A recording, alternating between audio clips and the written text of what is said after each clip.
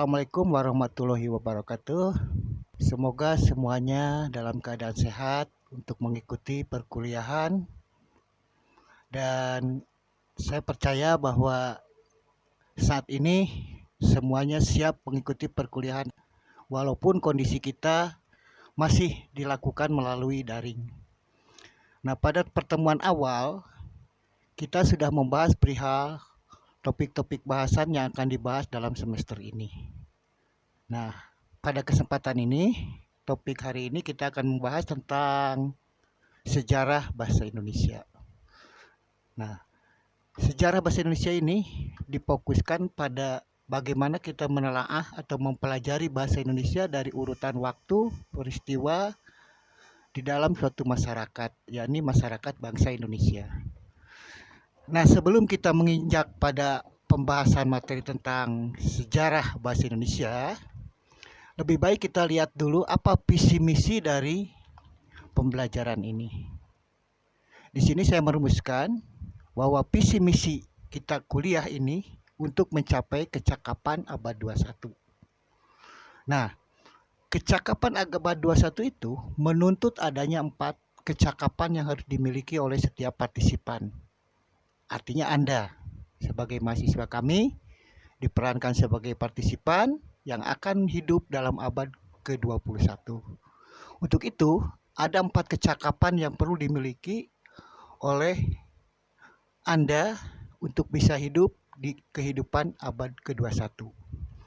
Pertama, bahwa setiap manusia di abad ke-21 itu harus memiliki keterampilan penalaran kritis atau critical thinking. Kedua, dalam berkomunikasi, manusia abad 21 itu harus berinteraksi secara komunikatif. Kemudian, harus memiliki kecakapan berkinerja kreatif. Dan terakhir, ketika bersosialisasi, harus memiliki kompetensi bersosialisasi secara kolaboratif. Nah, hal itu diharapkan dicapai oleh kalian sebagai partisipan dalam perkuliahan ini, sehingga nanti kalian dapat hidup di abad ke-21. Jadi saya ulang, ada 4 keterampilan yang perlu dimiliki atau kecakapan yang perlu dimiliki oleh setiap manusia yang siap hidup di abad 21.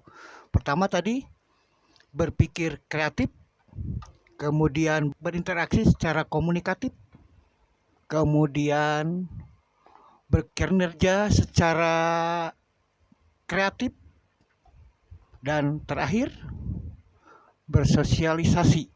Artinya ketika kita bekerja harus mampu berkolaborasi.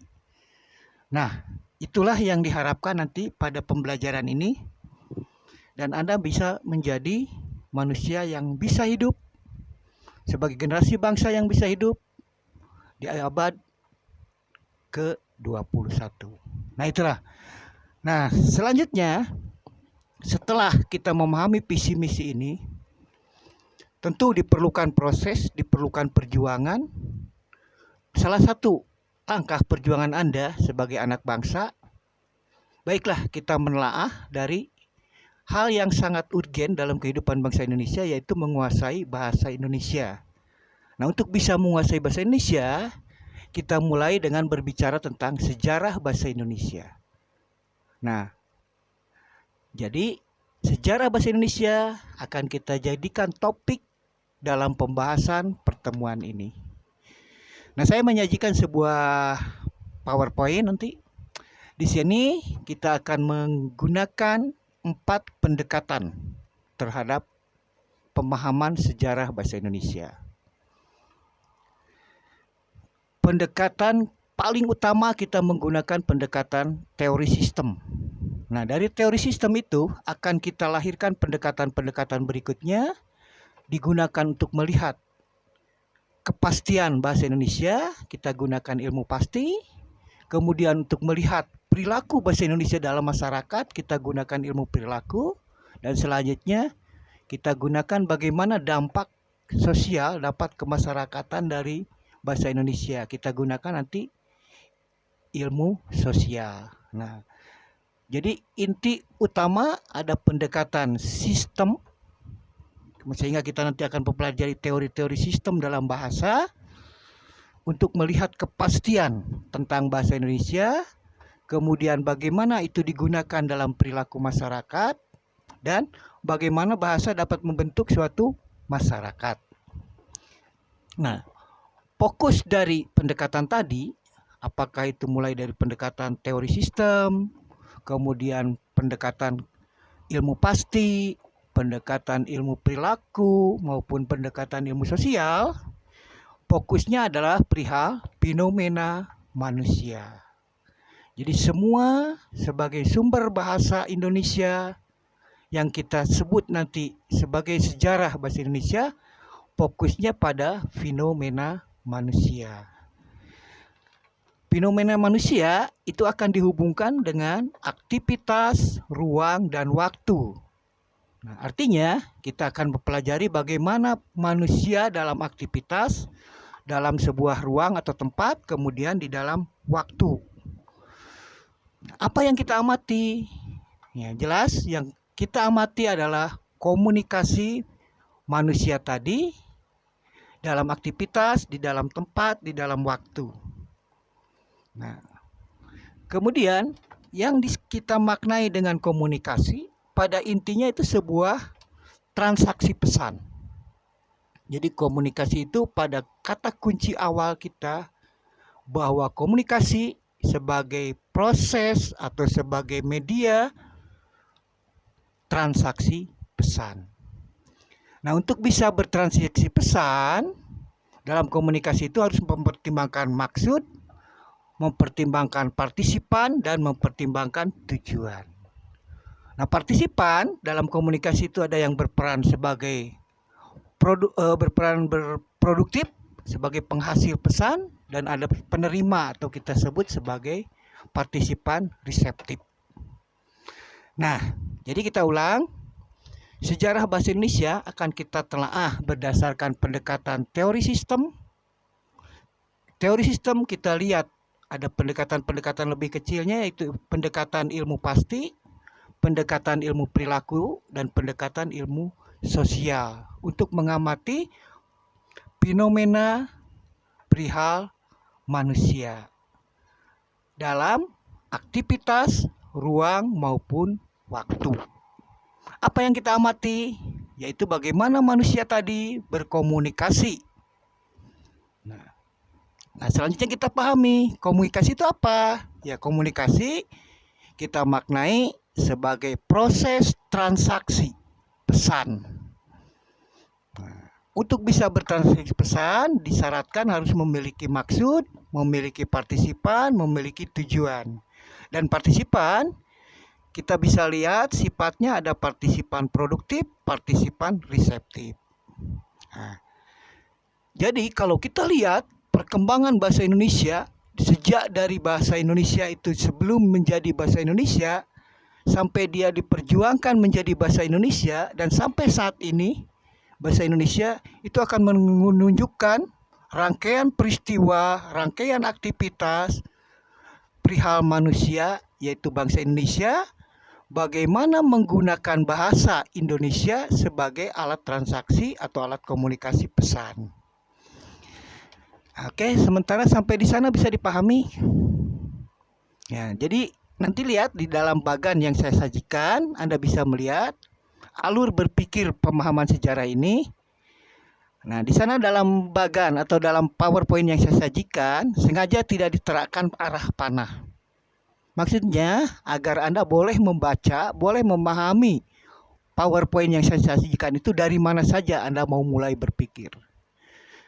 Sehingga ketika Anda ingin mempelajari sejarah bahasa Indonesia, boleh dilihat atau didasarkan kepada peran partisipan dalam berbahasa Indonesia, baik sebagai produktif maupun sebagai reseptif.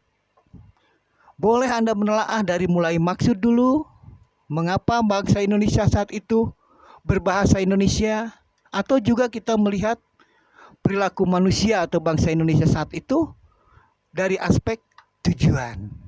Nah, jadi sangat terbuka untuk Anda memulai membahas sejarah bahasa Indonesia. Jadi tidak harus selalu berdasarkan urutan waktu atau tokoh-tokoh yang hidup dalam sejarah bahasa Indonesia, tapi sengaja saya berikan PowerPoint seperti ini sehingga Anda bisa bebas mendeskripsikan sejarah bahasa Indonesia dari sebelum bahasa Indonesia disebut bahasa Indonesia, sejak diresmikan bahasa Indonesia, dan sampai saat ini.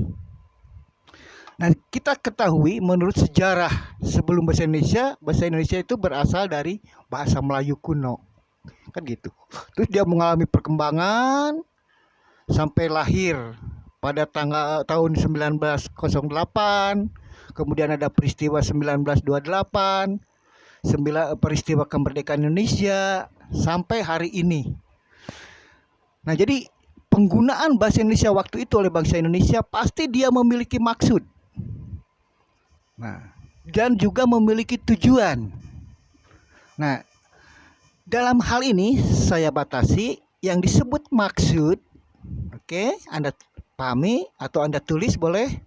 Maksud dipandang sebagai latar belakang atau penyebab atau alasan. Nah, gitu. Jadi maksud itu sama dengan penyebab, latar belakang, alasan, atau dengan istilah lain something before to do. Jadi apa yang menjadi latar belakang sebelum sesuatu dilakukan. Maka itu kita masuk ke wilayah maksud. Sedangkan tujuan itu sebagai target akhir atau batas, atau kita sebut juga sebagai akibat dari. Nah, begitu. Jadi tujuan dengan maksud itu memiliki perbedaan. Oke. Nah, dalam konteks ini maksud dapat kita bedakan berdasarkan sumber pesan atau sumber dari seseorang menggunakan bahasa sebagai media transaksi. Ada 3 sumber pesan. Pertama, bisa berdasarkan gagasan atau skemata seseorang, berdasarkan modus otoritas atau pengalaman orang lain, pengalaman di luar dirinya sendiri, dan yang ketiga berdasarkan hasil riset. Nah, itu yang akan melahirkan maksud seseorang berkomunikasi. Sehingga ketika seseorang berkomunikasi dalam mentransaksikan pesan, bukti bisa menggambarkan sebuah realita, menggambarkan sebuah harapan, atau menggambarkan kesenjangan. Jadi kalau kita sederhanakan, maksud komunikasi manusia menggunakan bahasa itu dari 3 jenis. Apakah itu berdasarkan adanya sebuah realita, atau apakah adanya sebuah harapan, atau adanya kesenjangan. Nah, kesenjangan itu bisa kesamadenganan antara kenyataan dengan harapan atau harapan dengan kenyataan.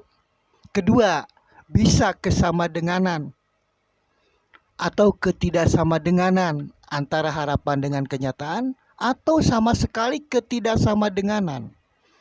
Nah, gitu. Jadi ada 3 di dalam masalah kesenjangan itu.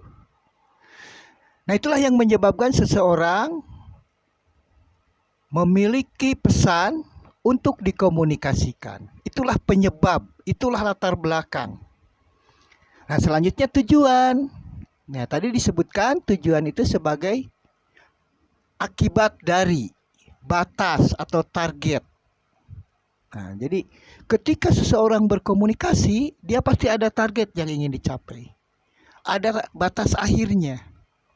Nah, ini yang sering diabaikan ketika kita berkomunikasi, dijadikan kerancuan dalam diri kita antara maksud dengan tujuan. Nah, sekaitan dengan tujuan, saya akan menyebutkan atau mendeskripsikan jenis-jenis tujuan seseorang dalam berkomunikasi. Pertama, tujuan itu dalam berkomunikasi yaitu ingin mengubah keyakinan sehingga bisa mempercayai, bisa memikirkan, bisa memperhatikan, bisa menyetujui atau menolak. Oke, jadi Tujuan pertama seseorang mengomunikasikan pesan yaitu ingin mengubah keyakinan. Sehingga seseorang menjadi mempercayai, ya misalkan Anda menyampaikan suatu pesan dengan tujuan untuk meyakinkan, pasti harapan Anda itu dia supaya percaya. Atau meyakinkan juga supaya dia memikirkan. Ketiga, bisa juga untuk supaya memberikan perhatian. Atau supaya menyetujui atau menolak. Nah, itu yang pertama tujuan. Kedua, bisa menanamkan pemahaman. Nah gitu, jadi tujuan seseorang menyampaikan pesan supaya dipahami oleh partisipan. Dan yang ketiga, tujuannya itu adalah menstimulus atau merangsang proses berpikir. Nah, dengan menyampaikan pesan tertentu, tujuan seseorang itu bisa untuk menstimulus atau merangsang agar seseorang mau berpikir. Tujuan yang berikutnya atau yang keempat yaitu memotivasi. Jadi menyampaikan pesan dengan tujuan agar orang lain termotivasi. Motivasi itu dia mau melakukan sesuatu atau terdorong untuk. Nah, tujuan yang berikutnya, yang kelima, yaitu untuk menghibur. Nah, jadi seseorang melakukan transaksi pesan, tidak lain adalah untuk menghibur partisipan. Dan yang terakhir, tujuan itu adalah menginformasikan. Jadi, ada 5 tujuan. Yang utama dan yang paling sering kita menggunakan tujuan sekedar untuk menginformasikan. Nah, itulah tujuan-tujuan dalam seseorang berkomunikasi. Baik. Nah, jadi nanti saya harapkan setelah perkuliahan ini Anda akan ditugaskan atau diperintahkan oleh kami untuk mencoba mencari sumber referensi dan untuk bisa membuktikan PowerPoint PPT yang saya sajikan tadi. Apakah Anda dapat mengimplementasikan kajian sejarah bahasa Indonesia berdasarkan teori sistem atau menerapkan ilmu pasti untuk memastikan ada tidaknya bahasa Indonesia, menggunakan ilmu perilaku melihat bagaimana manusia atau bangsa Indonesia dalam menggunakan bahasa Indonesia sejak saat itu. Selanjutnya, apa dampak bahasa Indonesia dari ilmu sebagai masyarakat? Nah, tentu sejarah bahasa Indonesia ini kita batasi sampai peristiwa tahun 2020 ini. Nah, kita menyadari bahwa bahasa Indonesia saat ini masih mengalami terus perkembangan, perubahan-perubahan, sehingga kita sulit menentukan mana bahasa Indonesia dan mana bukan bahasa Indonesia. Oleh karena itu, nanti pada akhirnya setelah Anda paham sejarah bahasa Indonesia, Anda diharapkan menjadikan bahasa Indonesia ini sebuah peluang dan tantangan Anda untuk tetap melestarikan bahasa Indonesia sebagai bahasa bangsa Indonesia. Nah, mungkin itu saja sajian yang dapat saya sajikan untuk pengantar topik Anda memahami perihal sejarah bahasa Indonesia. Dan harus ingat, orang yang mengabaikan sejarah sama dengan dia berkhianat pada kehidupan dirinya. Oleh karena itu, agar Anda tidak berkhianat pada bangsa Anda, salah satunya Anda harus memahami sejarah bahasa Indonesia. Dengan kata lain, bahwa bahasa sebagai penunjuk bangsa. Demikian sajian kami, mudah-mudahan ini dapat memotivasi Anda untuk mengkaji lebih jauh dan memahami lebih jauh perihal bahasa Indonesia. Untuk itu saya tutup. Wassalamualaikum warahmatullahi wabarakatuh. Terima kasih.